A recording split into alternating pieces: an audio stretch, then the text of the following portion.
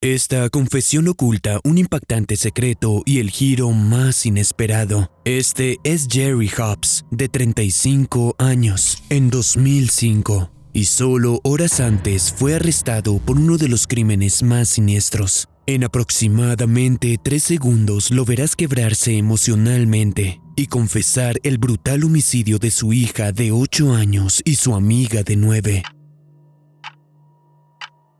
Le dije a Laura que tenía que volver a casa. Discutió conmigo y la tomé del brazo. Ella me mordía. La lastimé en la cara y cayó al suelo. Crystal vino hacia mí, le arrebaté el cuchillo. La lastimé en la cara con mi puño y también cayó. Todo pasó tan rápido. A medida que desenvolvemos esto, verás que nada es lo que imaginas. E incluso los casos más evidentes pueden estar llenos de giros inesperados. Con la confesión hecha, parecía que cerraría la investigación con la misma velocidad, pero nadie predeciría las perturbadoras revelaciones de este caso en donde nada es lo que parece. Los cuerpos de las niñas fueron hallados juntos, una escena fatal donde era evidente que sus últimos momentos fueron angustiosos, ya que tenían múltiples heridas de corte. Luego se descubriría que eran un total de 31 heridas. Rápidamente las identificaron como Laura Hobbs, de 8 años, y Crystal Tobias, de 9 años. La comunidad de Zion, Illinois, estaba devastada con las noticias de la tragedia. Como si no fuera suficiente con el crimen, la identidad del principal sospechoso fue lo más devastador. El padre de la mismísima Laura. Se habló de todos los eventos de ese día en la declaración, donde Jerry se colocó y leyó una confesión que el departamento de policía de Zion prescribió para él. Domingo, casi 3 p.m. Llegué a casa con mi esposa Sheila y nuestros 4 niños luego de volar cometas en el lago. Mi hija preguntó si podía salir a jugar con una amiga. Sheila dijo que estaba bien, aunque ella estuviera castigada luego de robarle $40 a Sheila. Yo no coincidí con dejarla, pero no dije nada entonces. Cuando oscureció y Laura no regresaba a casa, él estaba determinado a ir y encontrarla. A eso de las 4:30 p.m. decidí revisar a Laura y traerla a casa. Caminé de mi casa al parque y seguí el camino que mi hijo Jerry me dijo para encontrar a Laura. Caminaba la carretera y me encontré con Laura y su amiga Crystal. Le dije que tenía que volver. Discutió y la tomé del brazo. Ella intentó hablar y me decía que la dejara ir. Crystal también me lo decía. Crystal sacó un cuchillo pequeño de su bolsillo y me dijo que dejara a Laura. Mientras ella me mordía, la lastimé en el rostro y cayó al suelo. Crystal fue hacia mí, le arrebaté el cuchillo y la lastimé en el rostro. Y ella cayó y entré en ira y le hice daño a Crystal en el pecho. Dejó de moverse, fui hacia Laura. Ella se movía y luchaba contra mí. La lastimé en la cara otra vez y la corté. Parece que la policía tenía todo para cerrar el destino de Jerry en menos de 24 horas de interrogación. Concluyeron esa declaración oficial con algunas preguntas. ¿Esta declaración es tuya, Jerry? Sí, es mi declaración. ¿Fue dada de manera libre y voluntaria? Sí. Ok. Los investigadores sabían que tenían su sujeto.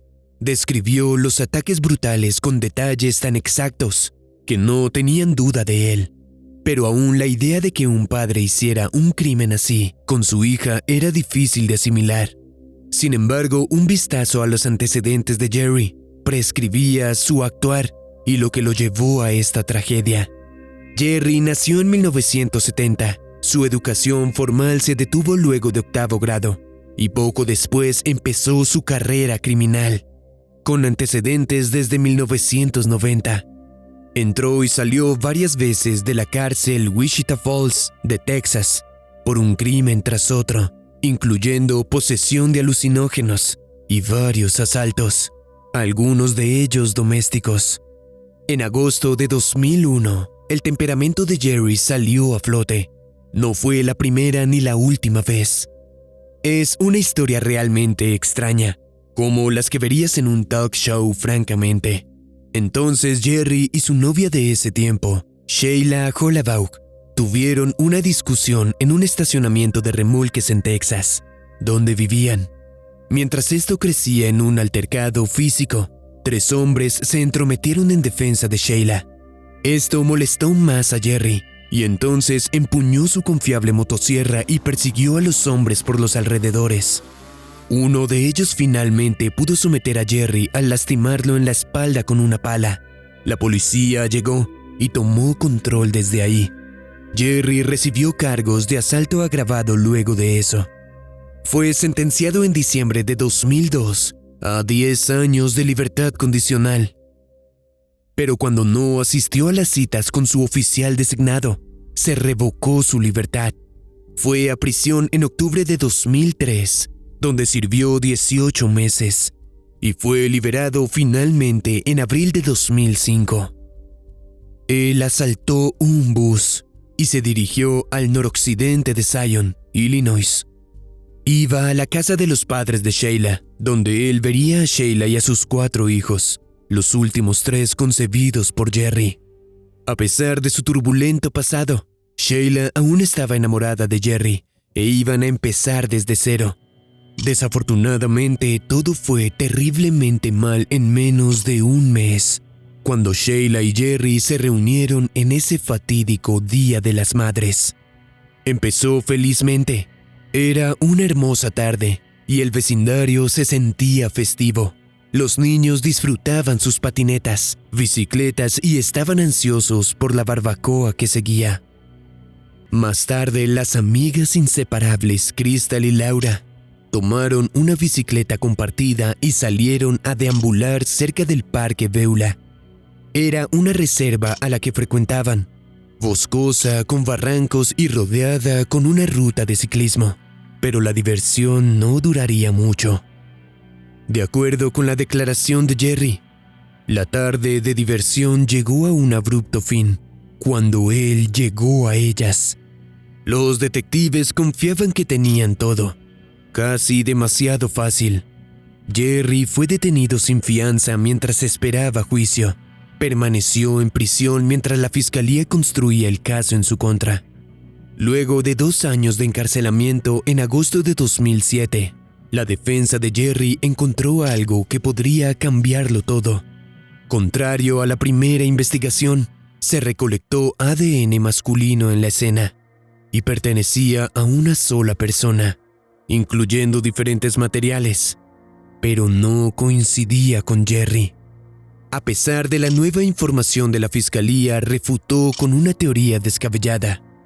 Proponían que la frecuencia de personas y su actividad extracurriculares eran causa de que las chicas tuvieran ADN de otros. La fiscalía presionó en ello y Jerry recibió cargos en asesinato en 2005, permaneciendo tras las rejas. Todavía no era condenado y parecía que una condena sería meramente técnica. Se daba el caso por cerrado. Adelantémonos a 2009. Lugar: Arlington, Virginia. Amanda Snell, una suboficial de la Marina de 20 años, no llegó a su turno en el Pentágono el 13 de julio. Naturalmente, su supervisor estaba muy preocupado. Ella tomaba seriamente su posición y nunca fue impuntual. Cuando se hizo un chequeo de bienestar en la base donde vivían, nadie respondió la puerta. Personal militar encontró su puerta abierta y entraron. Para su horror, encontraron lo que más temían. Estaba metida a la fuerza en el armario y sin vida. Luego se estableció que llevaba días allí. La escena fue procesada y se recogió evidencia importante, aunque se desconocía el agresor fugitivo. Varios meses pasaron y el 27 de febrero de 2010, 5 años después de lo de Zion, ocurrió otro ataque. A solo 5 kilómetros de la base de Amanda en Arlington, en altas horas de la mañana, 2 estudiantes graduadas volvieron a una de las casas, luego de una noche de salir, y a pesar de entrar, un hombre apareció de repente y las amenazó con un arma. Las obligó a entrar, amarró sus manos con cables y poco después tomó a una de las 2 y ordenó que fueran a su vehículo. Él las llevó a un área excluida donde las asaltó. Luego las asfixió hasta que perdieron la conciencia. Las dejó boca abajo en el suelo para fallecer en un área boscosa y nevada. Pero su plan tenía un error. Ella sorprendentemente recuperó la conciencia y se arrastró a una carretera cercana donde se detuvo un buen samaritano que llamó por ayuda. Milagrosamente sobrevivió para contar la estremecedora historia, pero no sabía que sería catalizador para poner todo en marcha. La joven fue capaz de dar montones de información, incluyendo descripciones detalladas del sujeto y su vehículo, y además dio una evidencia contundente, el ADN del sujeto. Más tarde, ese día de febrero, un hombre que encajaba con la descripción fue localizado y arrestado en su residencia. Según la ley de Virginia, su ADN se recogió en su arresto. Al inspeccionar su vehículo hubo hallazgos devastadores. La identificación universitaria y los aretes de la sobreviviente estaban atrás del todoterreno. El sujeto permaneció meses en prisión esperando juicio. Entonces, al llegar junio, vino el desarrollo. El ADN pasó por una base de datos nacional de agresores y siguiendo otros crímenes que cometió, hubo otra coincidencia. Pero esta vez fue absolutamente impactante. El crimen era distinto que los otros en contra de jóvenes. Data de 2005, en Zion, Illinois. Y sí, está relacionado con la tragedia de Laura y Crystal. No tomó tiempo resultar enlazado. Él fue un joven residente de Zion en ese entonces. Un junior en preparación con tan solo 16 años y con una revelación siniestra. Él fue amigo del hermano mayor de Crystal. Su nombre era Jorge Torres, por lo que Jerry era inocente y estaba tras las rejas por horrorosos crímenes con los que no tenía nada que ver. Mientras tanto, el monstruo real, Jorge, permanecía libre. Se graduó en 2006 y pocos meses después se enlistó en la Marina, lo que un juez luego describiría como una ruta de escape, y contrario a prestar servicio honorablemente. Y tuvo razón. Lo más probable es que fuese un escape y una manera de cargar con los brutales ataques que hacía. Fue luego de más de 5 largos años que la vida de Jerry cambió de dirección. 2 semanas después de la coincidencia de Jorge, se levantaron los cargos de Jerry y fue liberado en agosto de 2010. Mientras tanto, Jorge tramaba algo tras las rejas, y la policía creyó que orquestaba asesinatos de potenciales testigos que pudiesen llamar a testificar en contra. Como resultado, reclutaron un informe privado en cambio de una sentencia reducida. El dueño de un restaurante con historial de fraude accedió a participar.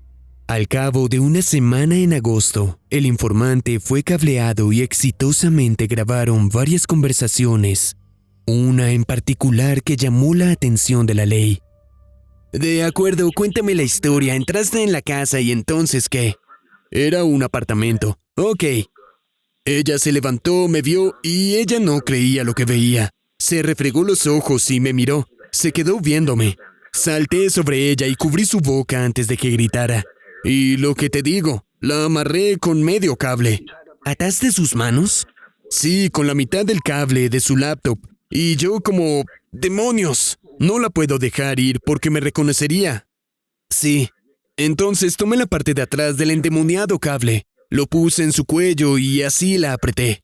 ¿Intentó luchar contigo? No, estaba amarrada y se desmayó, pero no significa que falleció. Sí. Así que apreté más por otros 2 minutos. ¿Con el cable? Sí, para asegurarme que falleció. Ahora tengo que lidiar con un cuerpo. La coloqué en el suelo, fuera de la cama. Entonces abrí el armario. Afortunadamente ella tenía espacio en el fondo de su endemoniado armario. Jorge describe lo que le hizo a Amanda de manera muy casual. La inflexión en su voz es alegre y casi presumiendo. Probablemente esperaba impresionar al informante. Una alerta roja de psicópatas es que se mantienen en alta estima y quieren ser admirados también. Aunque la psicopatía no es un diagnóstico clínico, es un enlace con un desorden mental de la personalidad antisocial. A lo que sabemos, Jorge no fue diagnosticado con ello oficialmente. Su explicación extremadamente detallada de sus crímenes a Amanda resultó en una orden para hacer y guardar como evidencia pruebas en las sábanas de su apartamento. Jorge y Amanda fueron asignados a la misma base y vivieron cerca del otro. De hecho, a pocas puertas de distancia en el mismo pasillo. Una vez establecida la relación, no fue impactante la coincidencia de ADN, y estuvo en juicio en diciembre de 2010 por el crimen contra la estudiante graduada. Fue condenado por varios cargos y recibió 5 sentencias de por vida, además de 168 años de sentencias consecutivas. Y por supuesto, ese solo fue el primero de los juicios. Casi 4 años luego de esta condena, comenzó en 2014 el juicio por el incidente de Amanda. Las grabaciones con informante fueron reproducidas en el proceso y un jurado federal encontró unánimemente culpable a Jorge. A finales de mayo, un juez federal lo sentenció a pena de muerte. Luego de terminar los procesos federales en noviembre de 2014, él fue extraditado al condado de Lake en Illinois para esperar el juicio por los crímenes de Laura y Crystal. A pesar de la sentencia de muerte, Mike Nermite, el fiscal estatal del condado de Lake, habló de la significancia del juicio de Jorge. Esto es importante para las familias, la comunidad entera. Hay pocas cosas peores que 2 pequeñas sin vida el Día de las Madres. Y pienso que la condena será parte de la recuperación y traerá un cierre.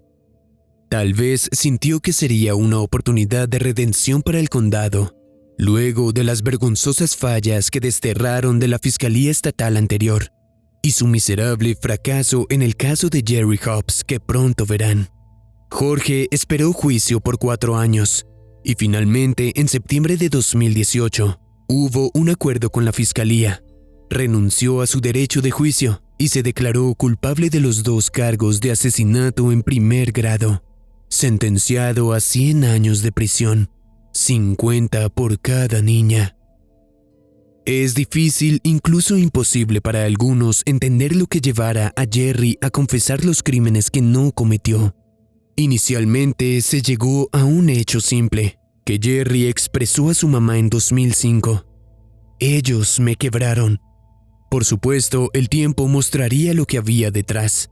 Hay muchas razones para que alguien confiese algo que no hizo. Hay interrogaciones que pueden durar horas, así que no es extraño que alguien se quiebre en situaciones tan intensas. Puede que la interrogación policial fuese tensa e incluso manipulativa, así que alguien puede confesar para huir de la interrogación. Para inducir confesiones, la policía puede usar el engaño y dar falsa información que enlaza al crimen, y la gente puede pensar que confesando darán fin a esta estresante situación. Mucha gente puede sentir que su inocencia los protegerá y son inmunes de ser castigados por algo que no hicieron, porque eventualmente se aclarará todo. Luego de que Jerry fuese reintroducido a la sociedad, reflexionó en su mentalidad de entonces. Su mente estaba ofuscada por falta de sueño de días y la pérdida de su hija. Con años de reflexión cambió su postura frente a lo que lo quebró. Encontré a mi hija, no había mirada en su rostro, ya estaba completamente devastado entonces, y ellos no tenían nada que quebrar. Se revelaron detalles de la confesión de Jerry luego de que levantaran sus cargos.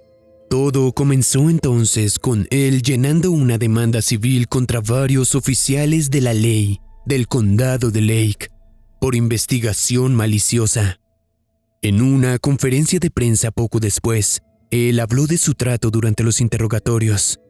Hago este caso porque estaban errados, ellos lo sabían. El ADN salió en 2008.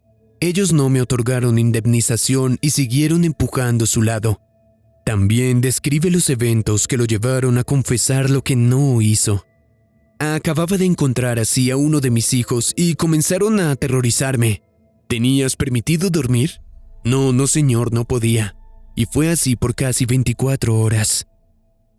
Cuando alguien está en una situación tan tensa, es normal que se enfoque en la crisis inmediata, como cómo salir de esta interrogación, en lugar de pensar a largo plazo. Una opinión escrita por el juzgado distrital en 2012 describe que las tácticas que Jerry presume fueron para coaccionarlo hacia una confesión falsa. También se discutía que la evidencia de ADN y los detalles eran espantosos. Durante las autopsias de las niñas, el examinador tomó hisopos, pero la Fiscalía del Condado de Lake instruyó específicamente qué pruebas realizar y cuáles no. Se revelaron los fuertes sesgos al enviar los hisopos a otro laboratorio de exámenes, como resultado de la denuncia hecha por la defensa de Jerry. Cuando los resultados indicaron ADN de un hombre, pero que era diferente a Jerry, mostró que la fiscalía suministró falsa información a la corte y se rehusó a levantar cargos. No hasta 3 años después que el ADN irrefutablemente coincidía con Jorge. Por supuesto, en una conferencia de prensa posterior, el abogado estatal del condado de Lake, Michael Waller, describió los eventos de una manera mucho más favorable de lo que fue. Al principio de la investigación, la evidencia apuntaba a Jerry Hobbs. Él hizo una confesión verbal y firmó una declaración mecanografiada. Puede que el abogado estatal no quisiera admitir que maltrataron a un sospechoso, negaron su solicitud de un abogado e incluso presuntamente lo asaltaron físicamente. Por otra parte, es posible que Jerry esperara demandar para obtener un incentivo económico por exagerar lo ocurrido.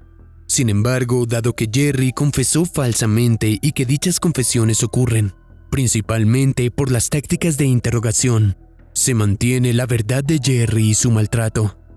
Si es verdad, puede que los oficiales involucrados creyeran en verdad que Jerry era culpable del crimen contra las 2 pequeñas y harían lo que fuera por hacer que admitiera. El escrito sintetizaba experiencias traumáticas que Jerry fue obligado a soportar antes de ceder a la presión de confesar. Fue desvestido bajo la pretensión de que lo analizaban por evidencia. Su ropa fue reemplazada por un overol descartable. Fue obligado a ver imágenes gráficas de la escena de Laura y de Crystal, mientras repetidamente era físicamente intimidado y recibía amenazas a él y su familia. También, de acuerdo al texto, por tratarse de una institución fiscal, los oficiales requerían tener grabadas las confesiones. El producto final tenía que mostrar que la confesión de Jerry era voluntaria, a lo que él se negó varias veces, y cuando los oficiales lo amenazaron de arrestarlo y darle cargos también por Shyla, Jerry finalmente sucumbió, pero tomó más de una toma de video para capturar lo que necesitaban. Usaron la segunda cinta. La primera no tenía tomas que funcionaran, mientras que los fiscales eran conscientes de que Jerry fue sometido. Por supuesto, nunca hicieron saber al abogado de Jerry que hubo 2 versiones de la confesión. Jerry afirmó que no fue sino hasta luego de la segunda grabación a los requisitos de los fiscales que se leyeron sus derechos Miranda. Como resultado de un esfuerzo colectivo, la ley del condado de Lake asignó los atroces crímenes a Jerry, el blanco fácil y nuevo chivo expiatorio. La denuncia civil de Jerry se resolvió en febrero de 2014 y fue recompensado con cerca de $8 millones. No trajo de vuelta a las niñas, ni borró los años en prisión, pero ayudó a Jerry a iniciar esfuerzos de reforma en la Fiscalía del Condado de Lake. Una vez liberado, se reveló la verdadera historia del Día de las Madres de 2005. Laura y Crystal jugaban esa tarde. Cuando cayó la tarde, Jerry buscó, pero no encontró a las niñas. Alrededor de las 9 p.m., ambas familias temían y alertaron a la policía del desaparecimiento. El abuelo de Laura, Arthur Hollabug, se unió a Jerry para buscarlas, pero no hubo resultados. Justo antes del amanecer, mientras ellos dos buscaban en el parque, vieron tirada la bicicleta de las niñas en un arbusto junto al barranco. En minutos, Jerry estaba gritando. Pudo verlas a la distancia, aproximadamente a 6 metros, sin vida entre el césped. Supo en ese instante que no podía soportar ver más de cerca. Mientras investigaban de inmediato, él fue llevado a la estación de policía de Zion para entrevista rutinaria, pero rápidamente se volvió en la larga y constante interrogación. Con 24 agotadoras horas, resultó leyendo y firmando la confesión prescrita por el departamento de policía. Inmediatamente comenzó sus 5 años encarcelado, esperando el juicio donde la fiscalía estaba decidida a buscar pena de muerte. Afortunadamente no fue el caso. Jerry debió estar exhausto luego de esa noche en vela y búsqueda de su hija. Entonces interrogado intensamente y privado del sueño por 24 horas más. La privación del sueño juega un papel importante en él, haciendo lo impensable y admitiendo el crimen siendo inocente. Desafortunadamente no hubo mucho al alcance de Jerry en estas circunstancias que describió. La policía se ciñó en él, incluso ignorando evidencia en contra. La mayor lección de este caso es que una vez se da una confesión falsa, es casi imposible revertirla.